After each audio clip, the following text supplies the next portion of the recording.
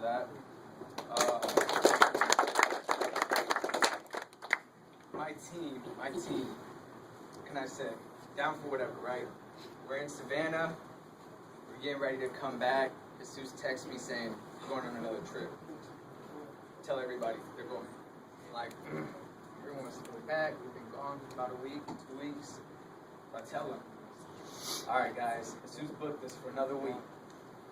And everybody, without hesitating, they're like, all right, we're down. We just need to go back home, take care of a few things, we're down.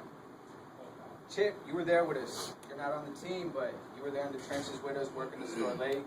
And Keith, start on this side. Well, Sarday.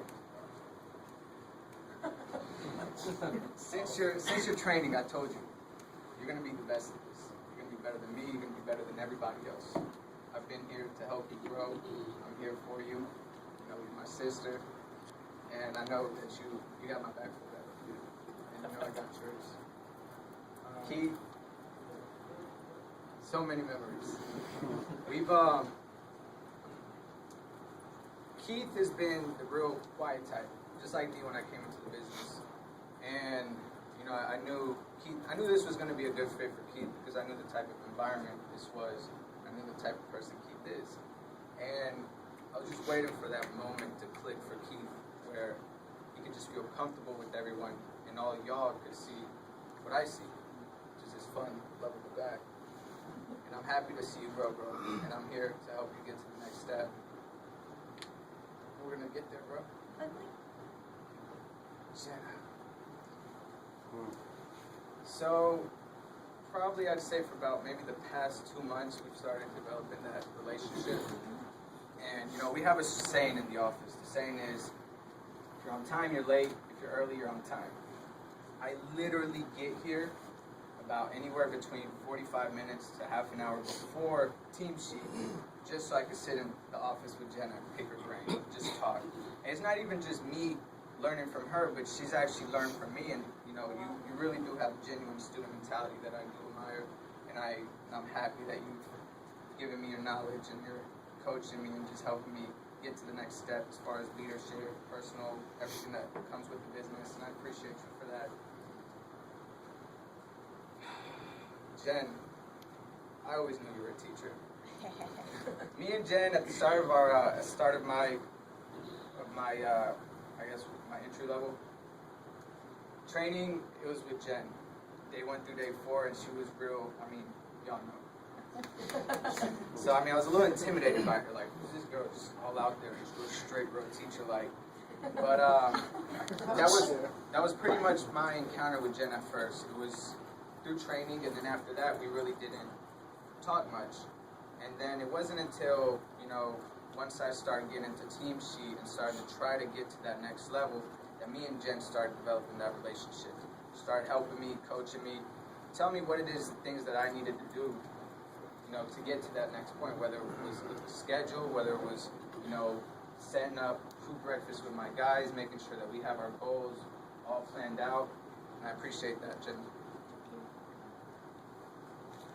Mr. Espinal. So, to get back to the interview, I'll do the same. So my interview with David, you know, I came in. Actually, you didn't tell the full story. That wasn't supposed to be your pick. So David sees my my interview, and he automatically puts his name on it. Like, this is mine. So that's how David ended up taking me out. And while we're sitting there, you know, we're at Chick-fil-A talking, and there's like all these people coming in that knew me, and I'm just like, man, like, this is such a bad impression on my interview. Like, all these people interrupting David in his talk. But I'm glad to see that you actually saw it as a positive thing. Appreciate that. But you know, when he took me to the field, he broke down the company, and it made sense. One thing that I thought to myself was like, man, who's this guy? Like, can't even speak English. If he's doing this, I'm gonna be a monster at this. But I mean, David, you've been there since day 1. You've helped me get to the next level. You've been coaching me on every step. You've been teaching me your failures as lessons to my own. And I mean, some of them I've learned from you. The others I've had to learn the hard way. But like David said, you know, trust me. There's a wall. If I tell you to walk, keep walking. And I appreciate you for that, David. I know I told you I wasn't going nowhere. I was gonna help you get get promoted, and in return you said the same to me, and you're a man of your word. That's all I do. Who's out there? Jesus? Adam? Jesus. So this guy right here, this one. I was always, like I said, I was always quiet. Jesus was always that real, stud. Like, he's always carrying himself that way, and I was always like, man, I wanna learn from this guy. I wanna know what is it that he does, because for me, the field really wasn't a strong point. It wasn't until, I spent a lot of time reading, a lot of time learning, trial and error, and spending time with Jesus, and it wasn't until that Charleston trip where it really just clicked, and it was just like phones back to back to back to back to back. And you've been there, bro. You're like a brother to me, man. You've been helping me get to the next point. I mean, we fight like brothers. We make plans together, but at the end of the day, we're on the same page. You got the same goals in mind, and I'm not gonna let you down, bro.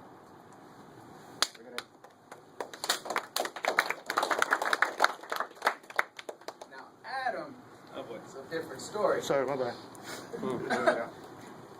So, show of hands, how many of us are kind of intimidated by Adam in the room? Really? So, here's this real serious guy who's, on the video that I saw online. I'm like, okay, so this is the guy. So already I'm like, I gotta impress this guy. And to say, just keep it short and simple, I felt like I had a bad first impression with you. We're not going to go over the story, right? We're not. Okay. And, but you had my back. You didn't know me, and you saw something. You saw that I wanted to be here, and you did everything you could. You met me halfway, and I'm here because you stuck your neck out for me. And I appreciate that. And, I mean, I haven't had many one-on-ones with Adam, and I'll tell y'all why. I sit down with Adam, and my one-on-ones is him making me think, answering my own questions. But then he gave me this list of books, which all of y'all have been hearing in the car, apparently. And, I mean, it's been keeping me to that point where I think back to what our talks were. I'm over here trying to talk about team building. I don't have a team yet. He's like, focus on sales. These are the books you need to go. These are the things you need to read. He's always sending me articles and stuff. You've been there, and I admire that. And it wasn't until Keys that I really saw the impact you have on so many people. All these people saying so many great things about you that I really got to realize like how great of a person you are. And I appreciate you for that. Thank you. Who else? Dante. So, like Dante was saying, we knew each other from high school, and we just now, well, not now, a couple years ago, started hanging out more, playing sports together, and developing that relationship. And for the longest, I was telling Dante, like, come on, man, I got this cool thing, you need to check it out, get on this. And we went out, my promotion, I didn't understand what being promoted to leadership was. It was like, actually, to go back to David didn't really teach me much as far as my first week. Remember, it was just pure sales. Is this what you say? This is how you say it? Just get the results. So before, to get promoted to leadership, we had to take a leadership test.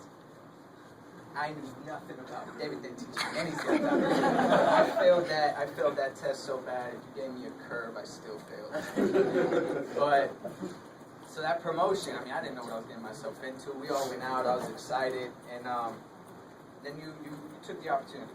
You came on board. You came in. You saw what it was that we had to offer, and once it clicked for you, the time we put in, Mark Twain has a saying, the first 40 hours are for survival, everything after is for success.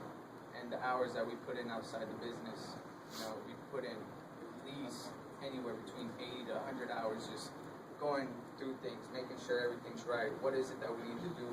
What can we do to help everybody and get to the next level? And that I admire that about you. You're willing to be a student as well as being a teacher.